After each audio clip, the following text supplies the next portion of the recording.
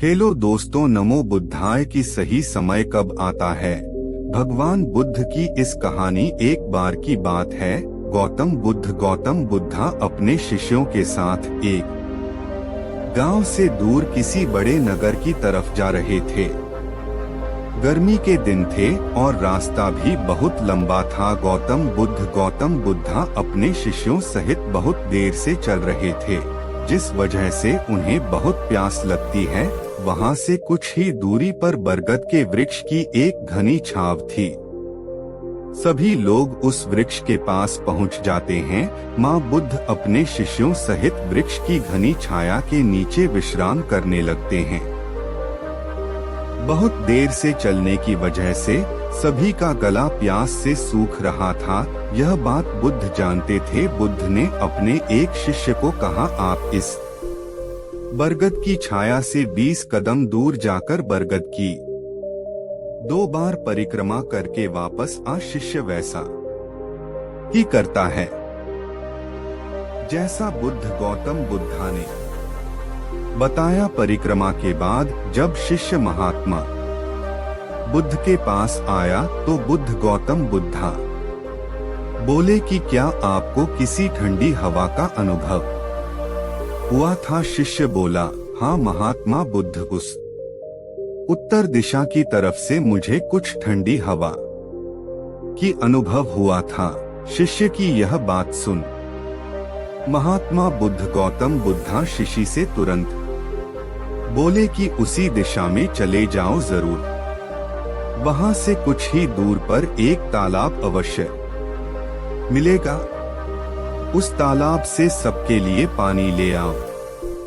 शिष्य उसी दिशा में जब कुछ दूर जाता है तो वहां सच में एक तालाब होता है। तालाब देख शिष्य बहुत प्रसन्न होता है और तालाब के निकट जाकर जैसे ही तालाब से पानी भरने वाला होता है, तभी शिष्य की नजर वहां दूर तालाब में कपड़े धो रही कुछ स्त्रियों पर जाती है। यह देख शिष्य मन में सोचते हैं कि यह पानी तो गंदा हो गया। लेकिन जब शिष्य ध्यान से तालाब के पानी को देखते हैं कि अभी भी तालाब का कुछ पानी साफ है, इतने में 2 बैलगाड़ी जोर से तालाब के किनारे से होती हुई निकल जाती है।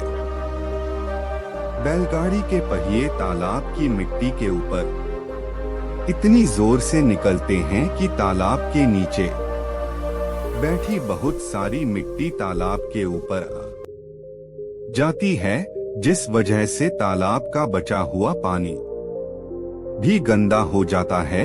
यह देख शिष्य बिना पानी लिए क्रोध में महात्मा बुद्ध गौतम बुद्धा के पास वापस चला जाता है। शिष्य बड़े ही निराशा से महात्मा बुद्ध गौतम बुद्धा को सब बात बताता है। शिष्य की बातें सुन सभी शिष्य बोलते हैं कि हमें तुरंत यहाँ से निकलना चाहिए। किसी दूसरी जगह पानी की खोज करनी चाहिए, वरना प्यास के मारे जन निकाल जाएगी। इधर महात्मा बुद्ध गौतम बुद्धा सभी को शांत होने के लिए कहते हैं और बोलते हैं कि धीरज रखो, कुछ देर यही बैठो, उचित समय आने तक संयम बनाए रखो। सभी महात्मा बुद्ध गौतम बुद्धा की बात सुनकर शांत हो जाते हैं और वही बैठ जाते हैं। कुछ समय बीत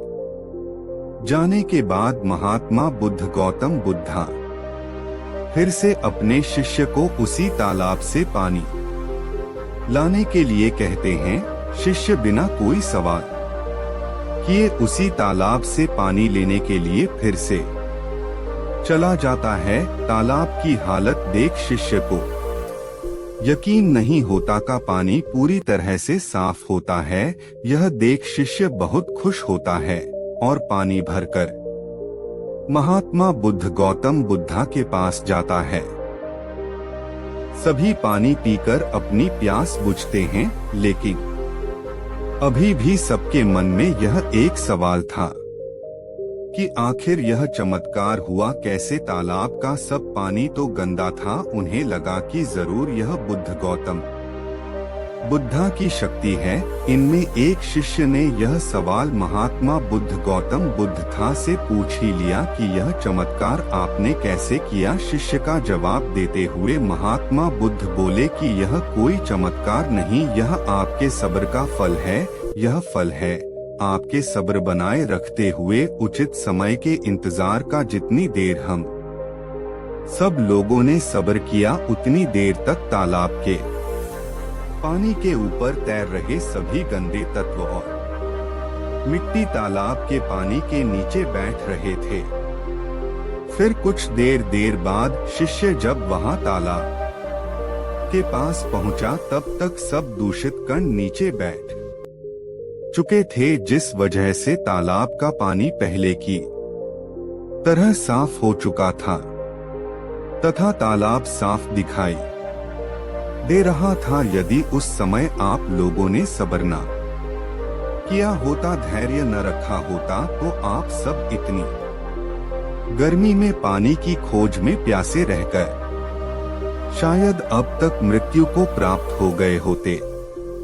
क्योंकि यहाँ से अगला कोई तालाब है या नहीं, और होगा भी तो क्या उसका पानी साफ होगा या नहीं। इन सब कारणों से आप कभी प्यास ना बुझा पाते और प्यास से मर जाते हैं। और वीडियो के लिए हिंदी विचार चैनल को सब्सक्राइब करें।